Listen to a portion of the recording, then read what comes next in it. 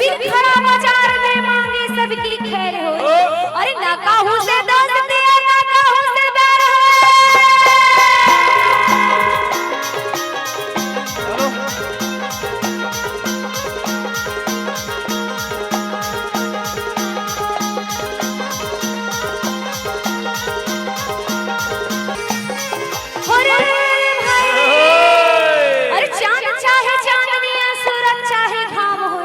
अरे चांद चाहे चांदनिया सूरज चाहे घाम होए। अरे लंका चाहे मंदोदरिया सीता चाहे राम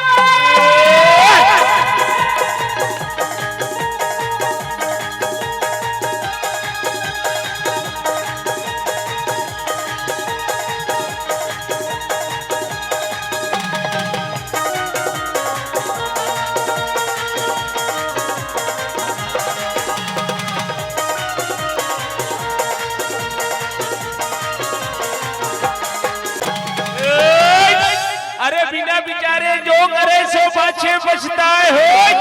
अरे काम बिगाड़ा आपने जग में हो हसाए हो।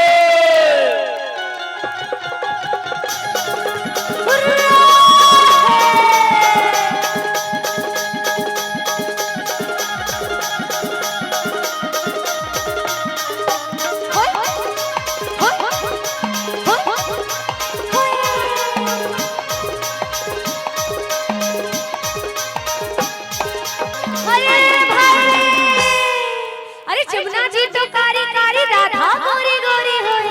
अरे जमुना जी तो कारी कारी राधा गोरी गोरी होई। अरे वृंदावन में धूम मचाने बरसाना की छोरी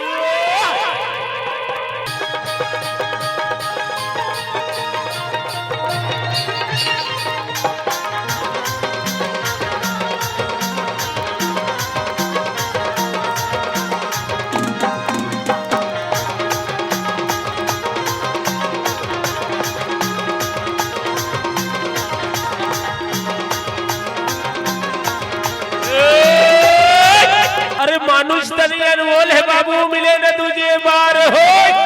अरे पाका फल जो गिर गए बहुरी लागे डार हो।